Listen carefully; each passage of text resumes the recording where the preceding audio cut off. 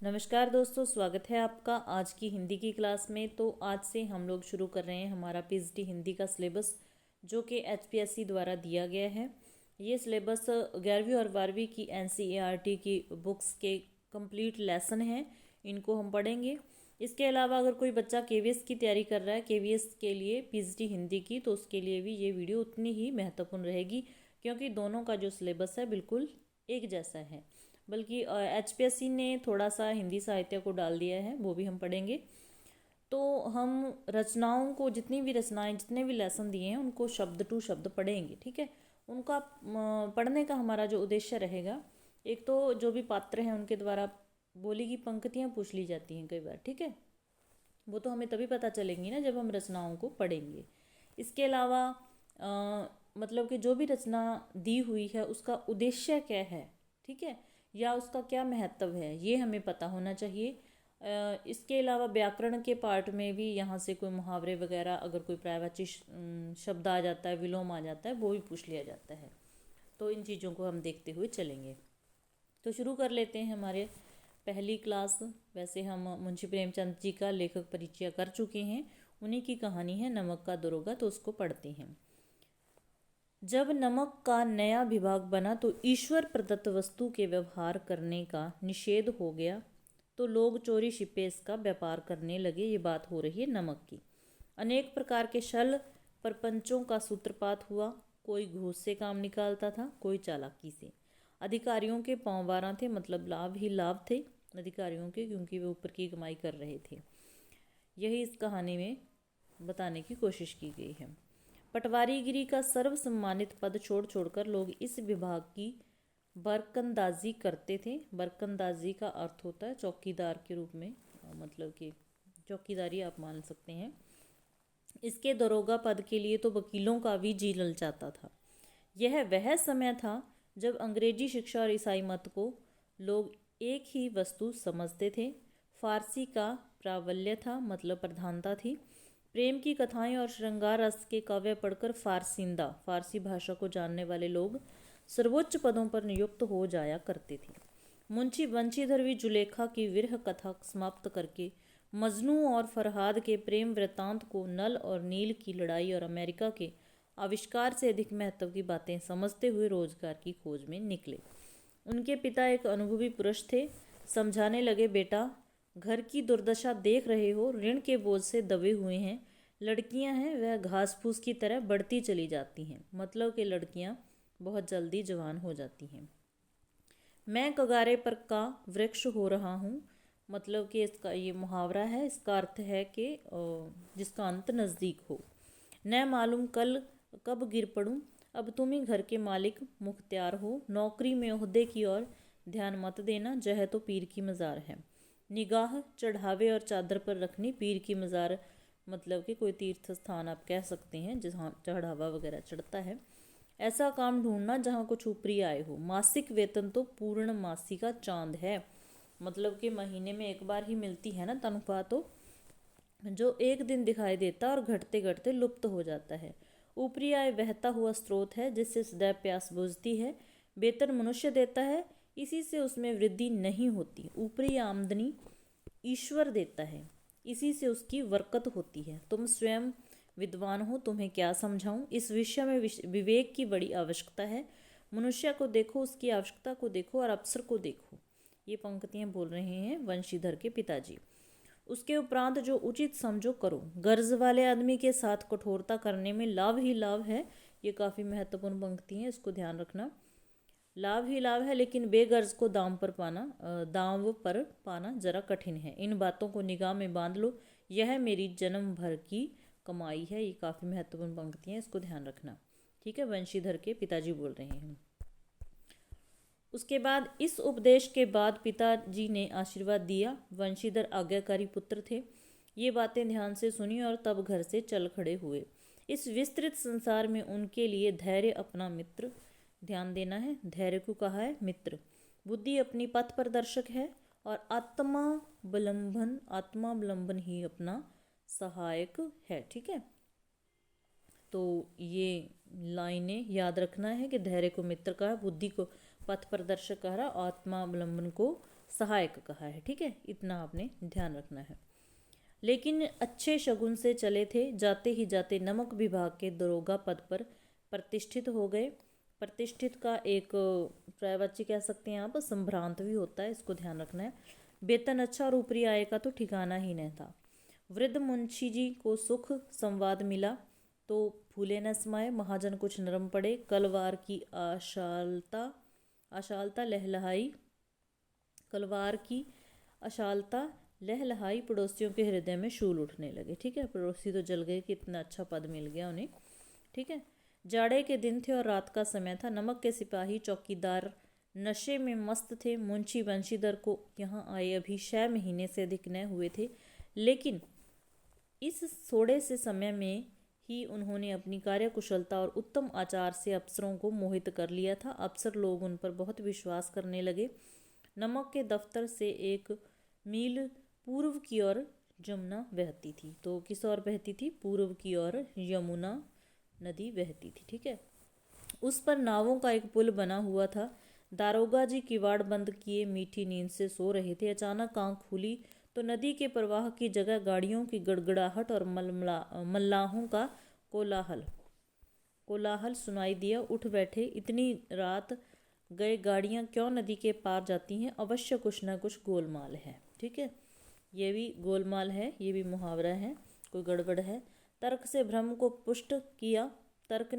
पुष्ट किया। वर्दी पहनी, तमचा जेब में रखा और बात की। बात में घोड़ा बढ़ाए हुए पुल पर आ पहुंचे। गाड़ियों की एक लंबी कतार पुल के पार जाती दिखी। डांट कर पूछा, किसकी गाड़ियां हैं?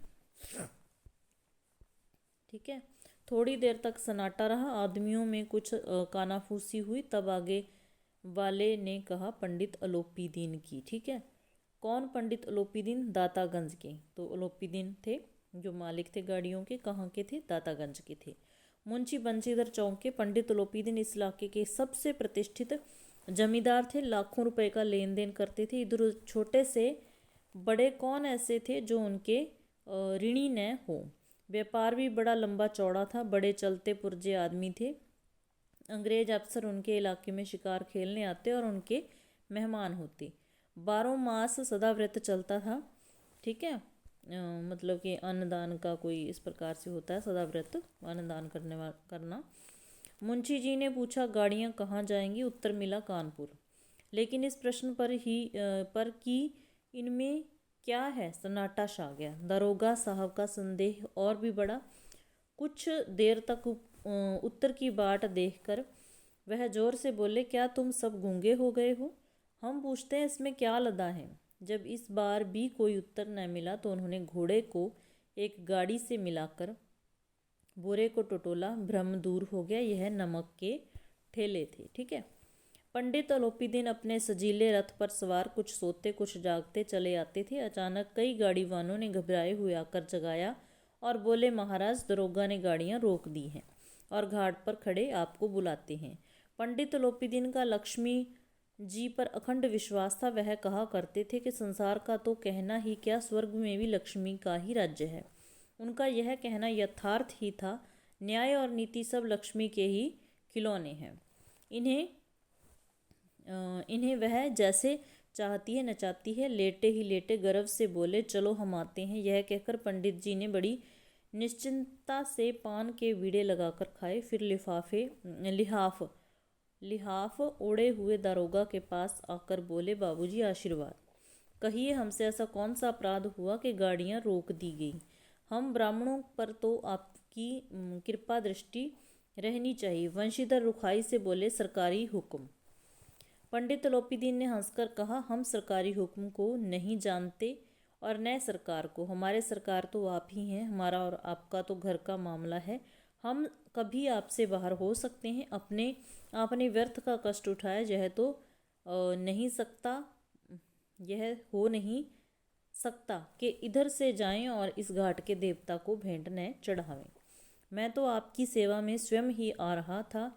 वंशीधर पर ऐश्वर्या की मोहनी वंशी का कुछ प्रभाव न पड़ा। ठीक है, ईमानदारी की नई उमंग थी। कड़क कर बोले, हम उन नमक हरामों में नहीं हैं जो कौड़ियों पर अपना ईमान बेचते फिरते हैं। आप इस समय हिरासत में हैं। आपका कायदे के अनुसार चालान होगा, बस मुझे अधिक बातों की फुर्सत नहीं। जमादार बदलू सिंह एक पात्र है, ठीक है, इसका नाम याद रखना है। तो मैंने हिरासत में ले चलो, मैं हुक्म देता हूँ, ठीक है। पंडित लोपीदिन स्तंभित हो गए। गाड़ीवानों में हलचल मच गई। पंडित जी के जीवन में कदाचित यह पहला ही अवसर था कि पंडित जी को यह ऐसी कठोर बातें सुननी पड़ी। बदलू सिंह आगे बढ़ा, किंतु रोब के मारे यह साहस न हुआ कि उनका हाथ पकड़ सके। पंडित जी ने धर्म को धन का ऐसा निरादर करते कभी न देखा था। विचार किया, यह अभी उदंड लड़का है, माया मोह के जाल में अभी नहीं पड़ा, अल्हड़ है, झिझकता है। बहुत दीन भाव से बोले, बाबू साहब ऐसा न कीजिए, हम मिट जाएंगे, इज्जत धूल में मिल जाएगी। हमारा अपमान करने से आपके हाथ क्या आएगा, हम किसी तरह आपसे बाहर थोड़े ही हैं। बंशीधर ने कठोर स्वर में कहा, हम ऐसी बातें नहीं सुनना चाहते। अलोपीदीन ने जिस सहारे को चट्टान समझ रखा था वह पैरों के नीचे से खिसकता हुआ मालूम हुआ। स्वाभिमान और धन ऐश्वर्या को कड़ी चोट पहुंची, किंतु अभी तक धन की सांख्यिक शक्ति का पूरा भरोसा था। अपने मुख्तियार से बोले, लाला जी 1000 के नोट बाबू साहब को भेंट करो, आप इस समय भूखे सिंह हो रहे हैं।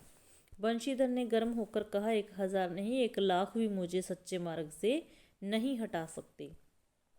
धर्म की इस बुद्धिहीन दृढ़ता और देव दुर्लभ त्याग पर मन बहुत झुंझलाया। अब दोनों शक्तियों में संग्राम होने लगा। धन ने उछल कर आक्रमण करने शुरू किए।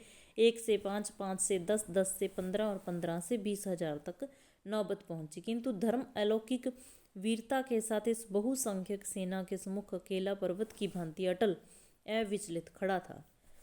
अलोपीदीन निराश होकर बोले, अब इससे अधिक मेरा साहस नहीं, आगे आपको अधिकार है। वंशीधर ने अपने जमादार को ललकारा। बदलू सिंह मन में दरोगा को गालियां देता हुआ पंडित लोपीदीन की ओर बढ़ा। पंडित घबराकर 2-3 कदम पीछे हट गए। अत्यंत दीनता से बोले, बाबू साहब ईश्वर के लिए मुझ पर दया कीजिए, मैं 25,000 पर निपटारा करने को तैयार हूँ। असंभव बात। जवाब आया, असंभव बात। 30,000 पर किसी तरह भी संभव नहीं। क्या 40,000 पर भी नहीं? 40,000 नहीं, 40,00,000 पर भी असंभव। बदरू सिंह, इस आदमी को अभी हिरासत में लो, अब मैं एक शब्द भी नहीं सुनना चाहता। धर्म ने धन को पैरों तले कुचल डाला। अलोपीदीन ने एक हष्टपुष्ट मनुष्य को हथकड़ियाँ लिए हुए अपनी तरफ आते देखा। चारों ओर निराशा और कातर दृष्टि से देखने लगे। चारों ओर निराश और कातर दृष्टि से देखने लगे। इसके बाद एकाएक मूर्छित होकर गिर पड़े, ठीक है। अलोपीदीन। दुनिया सोती थी पर दुनिया की जीव जागती थी। सवेरे देखिए तो बालक वृद्ध सबके मुंह से यही बात सुनाई देती थी। जिसे देखिए वही पंडित जी के इस व्यवहार पर टीका टिप्पणी कर रहा था। निंदा की बौछारें हो रही थी, मानो संसार से अब पापी का पाप कट गया। पानी को दूध के नाम से बेचने वाला ग्वाला, कल्पित रोजनामचे भरने वाला अधिकारी वर्ग, रेल में बिना टिकट सफ़र करने वाला बाबू लोग, जाली दस्तावेज बनवाने वाले सेठ और साहूकार, जह सब के सब देवताओं की भांति गर्दनें चला रहे थे, ठीक है। जब दूसरे दिन पंडित लोपीदीन अभियुक्त होकर कांस्टेबल के साथ हाथों में हथकड़ियां, हृदय में ग्लानि और क्षोभ भरे लज्जा से गर्दन झुकाए अदालत की तरफ चले तो सारे शहर में हलचल मच गई। मेलों में कदाचित आंखें इतनी व्यग्र न होती होंगी। भीड़ के मारे छत और दीवार में कोई भेद न रहा। किंतु अदालत में पहुंचने की देर थी। पंडित लोपीदीन इस अगाध वन के सिंह थे। अधिकारी वर्ग उनके भक्त, अमले उनके सेवक, वकील मुख्तियार उनके आज्ञापालक और अर्दली चपरासी और चौकीदार तो उनके बिना माल के गुलाम थे। उन्हें देखते ही चारों तरफ से दौड़े। सभी लोग विस्मित हो रहे थे, इसीलिए नहीं कि अलोपीदीन ने क्यों यह कर्म किया, बल्कि इसीलिए कि वह कानून के पंजे में कैसे आए। ऐसा मनुष्य जिसके पास असाध्य साधन करने वाला धन और अनन्य बचालता हो, वह क्यों कानून के पंजे में आए। प्रत्येक मनुष्य उनसे सहानुभूति प्रकट करता था। बड़ी तत्परता से इस आक्रमण को रोकने के निमित्त वकीलों की एक सेना तैयार की गई। न्याय के मैदान में धर्म और धन में युद्ध ठन गया। वंशीधर चुपचाप खड़े थे। उनके पास सत्य के सिवा न कोई बल था, न स्पष्ट भाषण के अतिरिक्त कोई शस्त्र। गवाह थे किंतु लोभ से डांवाडोल। यहाँ तक कि मुंशी जी को न्याय भी अपनी ओर से कुछ खिंचा हुआ दिख पड़ता था। वह न्याय का दरबार था, परंतु उसके कर्मचारियों पर पक्षपात का नशा छाया हुआ था। किंतु पक्षपात और न्याय का क्या मेल?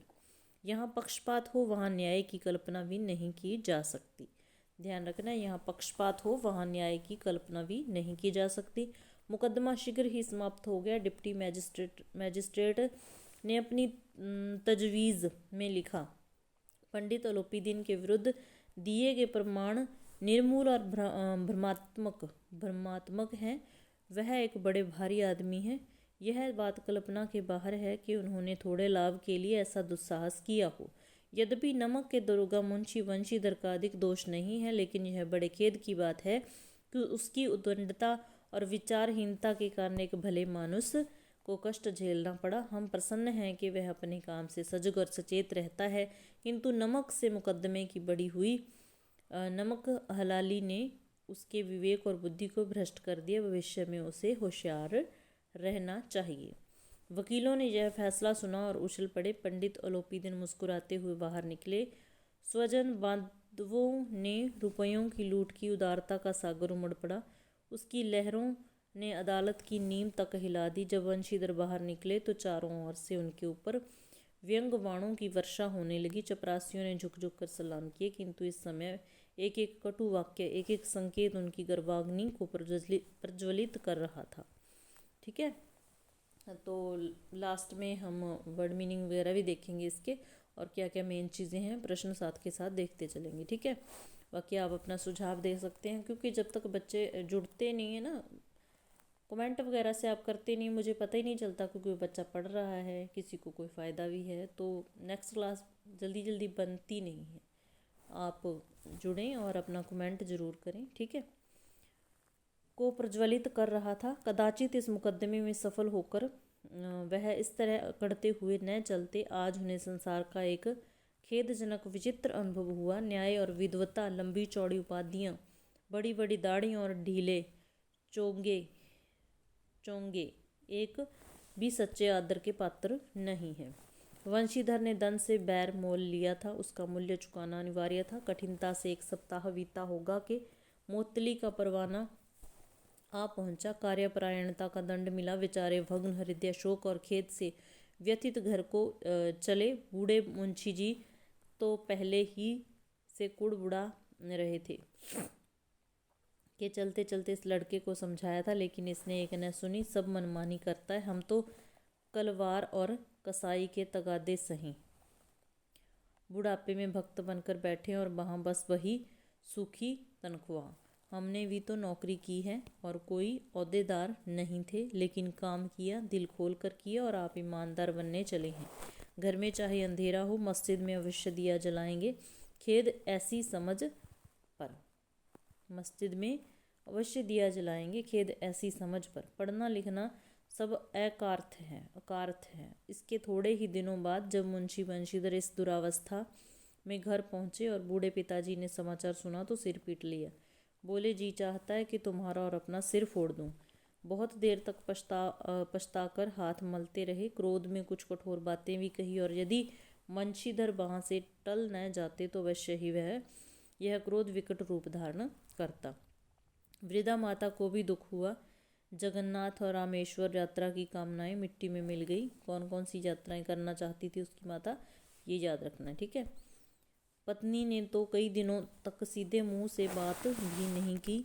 इसी प्रकार 1 सप्ताह बीत गया। संध्या का समय था। बूढ़े मुंशी जी बैठे राम राम की माला जप रहे थे। इसी समय उनके द्वार पर सजा हुआ रथ आकर रुका। हरे और गुलाबी पर्दे, पछहिए बैलों की जोड़ी, उनकी गर्दनों में नीले धागे, सींगे पीतल से जड़ी हुई, कई नौकर लाठियां कंधों पर रखे साथ थे। मुंशी जी अगवानी को दौड़े। देखा तो पंडित अलोपीदीन हैं। झुककर दंडवत की और लल्लो चप्पो की बातें करने लगे। हमारा भाग्य उदय हुआ जो आपके चरण इस द्वार पर आए। आप हमारे पूज्य देवता हैं, आपको कौन सा मुंह दिखावें। मुंह में तो कालिख लगी हुई है, किंतु क्या करें, लड़का भागा कपूत है, नहीं तो आपसे क्यों मुंह छिपाना पड़ता। ईश्वर निसंतान चाहे रखे, पर ऐसी संतान न दे। अलोपीदीन ने कहा, नहीं भाई साहब, ऐसा न कहिए। मुंशी जी चकित होकर कहा, ऐसी संतान को और क्या कहूँ, मुंशी जी ने चकित होकर कहा। ठीक है। अलोपीदीन ने वात्सल्यपूर्ण स्वर में कहा, कुल तिलक और पुरुषों की कीर्ति उज्जवल करने वाले संसार में ऐसे कितने धर्मपरायण मनुष्य हैं जो धर्म पर अपना सब कुछ अर्पण कर सकें। मतलब कि उन्होंने वंशीधर की तारीफ कर दी बहुत सारी। पंडित अलोपीदीन ने वंशीधर से कहा, दरोगा जी, इसे खुशामद न समझिए। खुशामद करने के लिए मुझे इतना कष्ट उठाने की ज़रूरत न थी। उस रात को आपने अपने अधिकार बल से मुझे अपनी हिरासत में लिया था, किंतु आज मैं स्वेच्छा से आपकी हिरासत में हूँ। मैंने हजारों रईस और अमीर देखे, हजारों उच्च पदाधिकारियों से काम पड़ा, किंतु मुझे परास्त किया तो आपने। मैंने आप सबको अपना और अपने धन का गुलाम बनाकर छोड़ दिया। मुझे आज्ञा दीजिए कि आपसे कुछ विनय करूं। वंशीधर ने अलोपीदीन को आते देखा तो उठकर सत्कार किया, किंतु स्वाभिमान सहित। समझ गए कि यह महाशय मुझे लज्जित करने और जलाने आए हैं। क्षमा प्रार्थना पर चेष्टा नहीं की, वरन उन्हें अपने पिता की यह ठकुर सुहाती की बात असहाय सी प्रतीत हुई। पर पंडित जी की बातें सुनी तो मन की मैल मिट गई। पंडित जी की ओर उड़ती हुई दृष्टि से देखा, सद्भाव झलक रहा था। गर्व ने अब लज्जा के सामने सिर झुका दिया। शर्माते हुए बोले, यह आपकी उदारता है जो ऐसा कहते हैं। मुझसे तो कुछ अविन्य हुई है, उसे क्षमा कीजिए। मैं धर्म की बेड़ी में जकड़ा हुआ था, नहीं तो वैसे मैं आपका दास हूँ। जो आज्ञा होगी वह मेरे सिर माथे पर। अलोपीदीन ने विनीत भाव से कहा, नदी तट पर आपने मेरी प्रार्थना नहीं स्वीकार की थी, किंतु आज स्वीकार करनी पड़ेगी। बंशीधर बोले, मैं किस योग्य हूँ, किंतु जो कुछ सेवा मुझसे हो सकती है उसमें त्रुटि ना होगी। अलोपीदीन ने एक स्टाम्प लगा हुआ पत्र निकाला और उसे वंशीधर के सामने रखकर बोले, इस पद को स्वीकार कीजिए और अपने हस्ताक्षर कर दीजिए। मैं ब्राह्मण हूँ, जब तक यह सवाल पूरा न कीजिए द्वार से न हटूंगा। मुंशी वंशीधर ने उस कागज को पढ़ा और कृतज्ञता से आंखों में आंसू भर आए। पंडित अलोपीदीन ने उनको अपनी सारी जायदाद का स्थायी मैनेजर नियत किया था। 6,000 वार्षिक वेतन के अतिरिक्त रोजाना खर्च अलग, सवारी के लिए घोड़े, रहने को बंगला, नौकर चाकर मुफ्त। कंपित स्वर में बोले, पंडित जी, मुझ में इतनी सामर्थ्य नहीं है कि आपकी उदारता की प्रशंसा कर सकूं, किंतु मैं ऐसे उच्च पद के योग्य नहीं हूँ। अलोपीदीन हंसकर बोले, मुझे इस समय एक अयोग्य मनुष्य की ही ज़रूरत है। बंशीधर ने गंभीर भाव से कहा, यो मैं आपका दास हूँ। आप जैसे कीर्तिवान सज्जन पुरुष की सेवा करना मेरे लिए सौभाग्य की बात है, किंतु मुझ में न विद्या न बुद्धि न वह स्वभाव जो इन त्रुटियों की पूर्ति कर देता। ऐसे महान कार्य के लिए एक बड़े मर्मज्ञ अनुभवी मनुष्य की ज़रूरत है। अलोपीदीन ने कलमदान से कलम निकाली और उसे बंशीधर के हाथ में देकर बोले, न मुझे विद्वता की चाह, न अनुभव की, न मर्मज्ञता की, न कार्यकुशलता की। इन गुणों के महत्व का परिचय खूब पा चुका हूँ। अब सौभाग्य और सुअवसर ने मुझे वह मोती दे दिया जिसके सामने योग्यता और विद्वता की चमक फीकी पड़ जाती है। यह कलम लीजिए, अधिक सोच विचार न कीजिए, दस्तखत कर दीजिए। परमात्मा से यही प्रार्थना है कि वह आपको सदैव वही नदी के किनारे वाला बेमुरौवत, उदंड, कठोर परंतु धर्मनिष्ठ दरोगा बनाए रखे। ये पंक्ति बहुत ही महत्वपूर्ण है, इसको ध्यान रखना है। ठीक है। तो उसके बाद है, बंशीधर की आंखें डबडबा आई। हृदय के संकुचित पात्र में इतना एहसान न समा सका। एक बार फिर पंडित जी की और भक्ति और श्रद्धा की दृष्टि से देखा और कांपते हुए हाथ से मैनेजरी के कागज पर हस्ताक्षर कर दिए। अलोपीदीन ने प्रफुल्लित होकर उन्हें गले लगा लिया। तो ये हमारा कहानी ख़त्म हो चुकी है। ठीक है। इसके बाद कुछ ये सारे क्वेश्चन हैं, ये भी बाद में देखेंगे। ये कुछ वर्ड मीनिंग है, इनको देख लीजिए आप। वरकंदाजी, बंदूक लेकर चलने वाला सिपाही, चौकीदार कह सकते हैं। सदा व्रत है, हमेशा अन्न बांटने का व्रत। मुख्तार, कलेक्टरी में वकील से कम दर्जे का वकील। अलौकिक, दिखाई न देने वाला। ये वाक्यांश के लिए एक शब्द हो सकता है। कातर, परेशान, दुखी। अमले, कर्मचारी, मंडल, नौकर चाकर। अर्दली, किसी बड़े अफसर के साथ रहने वाला खास चपरासी। तजवीज़, राय, निर्णय, ठीक है। एकार्थ, व्यर्थ। पछइये, पश्चिमी, ठीक है। तो ये था हमारा फर्स्ट लेसन, फर्स्ट टॉपिक कह सकते हैं। अगर आपको थोड़ी सी भी क्लास अच्छी लगी तो लाइक ज़रूर कर दिया करो, अपने सुझाव दे दिया करो। इसके अलावा जो बच्चा पहली बार आया चैनल पर, सब्सक्राइब जरूर कर लेना, ठीक है। तो मिलते हैं नेक्स्ट क्लास में, तब तक के लिए बाय, धन्यवाद।